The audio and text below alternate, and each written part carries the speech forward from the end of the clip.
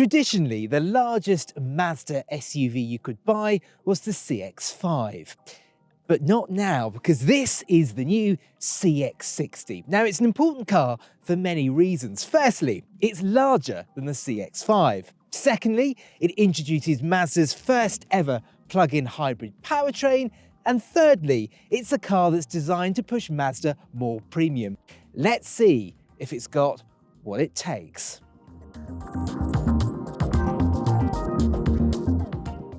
The CX-60 features a development of Mazda's already pretty upmarket design and a focus on quality and luxurious features, wrapped over a chassis that can deliver the type of fun driving characteristics Mazda is known for. Inside, the CX-60 is typically Mazda, and by that I mean it is so beautifully laid out in here.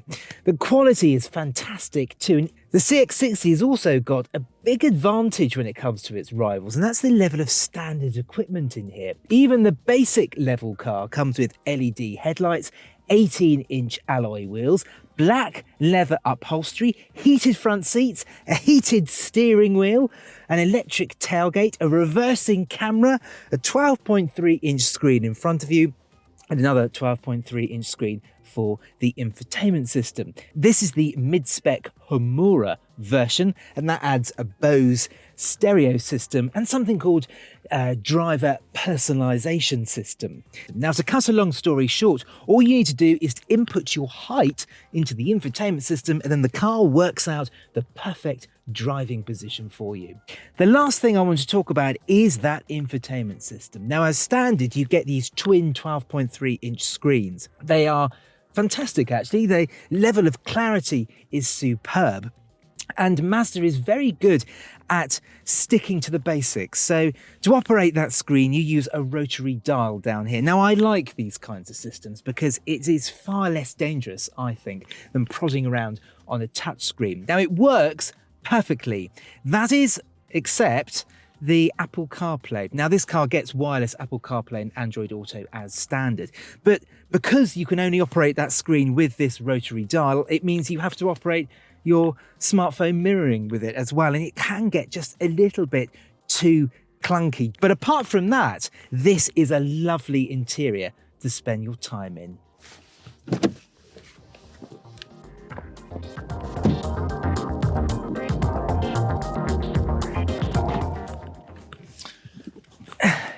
Now, one thing you might have noticed up front is the level of space you get. It is so wide up there.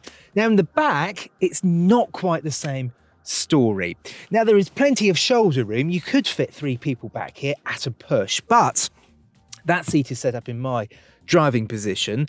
But knee room isn't the best. And headroom, what with that sloping roofline, I think if you're sort of pushing 6 foot, you might struggle a little bit back here. But having said that, it is very comfortable if you do fit. These rear seats are incredibly supportive. And there's plenty of goodies back here as well.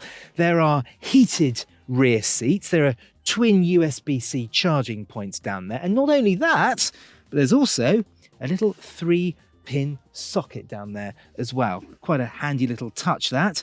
And of course, there are map pockets on the backs of the seats. And there is an armrest with twin cup holders, and you can lower this middle seat actually if you need to load longer items.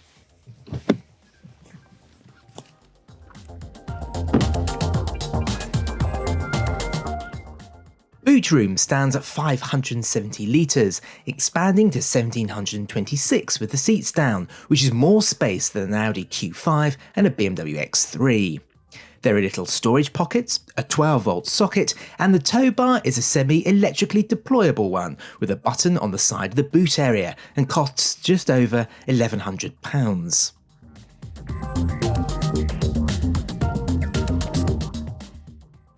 Now, the CX-60 debuts a raft of new engines for Mazda in the UK.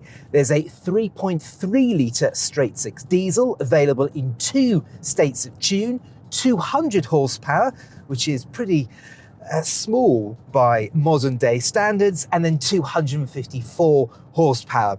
The 200 horsepower only comes in rear-wheel drive, and the 254 horsepower comes with four-wheel drive. Now, we're in the most interesting of the lot. It is the plug-in hybrid. Now, it mates a 2.5 litre four-cylinder petrol engine with an electric motor and a battery around 17 kilowatt hours in size.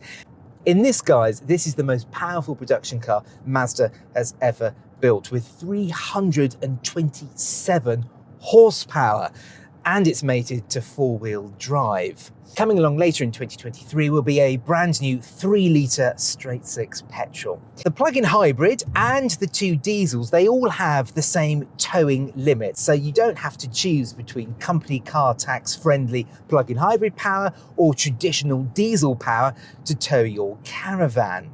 So what's this plug-in hybrid like to drive? Well, firstly, that 17.8 kilowatt hour battery allows you to travel up to 39 miles on pure electric. Now, of course, there are a choice of different driving modes. You can select the My Drive selector down here on the center console, and you've got a choice between off-road mode, EV mode, normal, well, that's the default mode. So the car operates like a hybrid and it flits between the two power sources. There's sport, where the petrol engine and the electric motor work together to deliver the most amount of punch.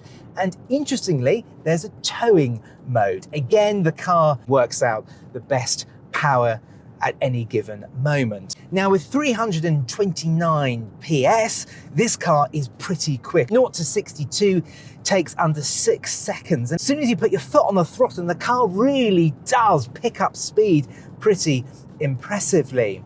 And it's pretty easy to keep this car running in EV mode. If you leave it in normal mode, it can coast along in EV mode very easily. And of course, when you're in that setting, this car is so quiet and refined.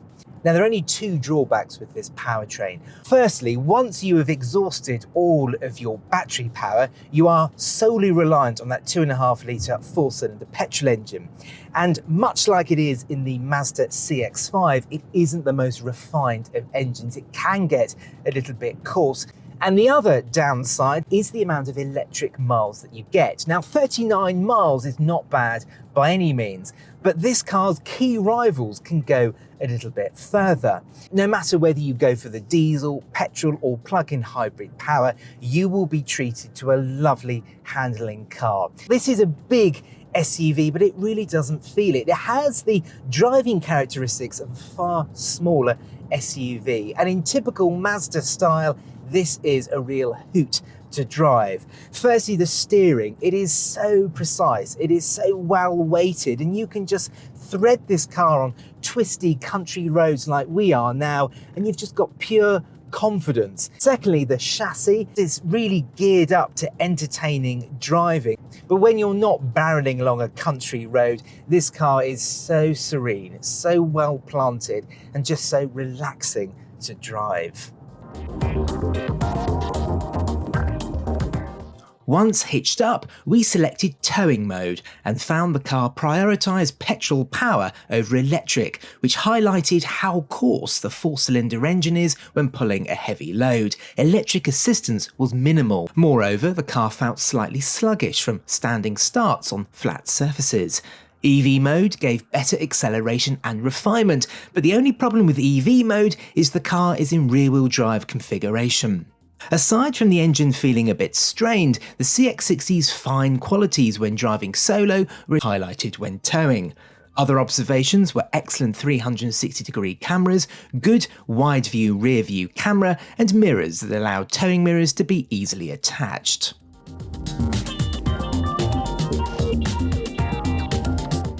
The CX-60 is a promising first step in Mazda's aspirations to become a premium car maker.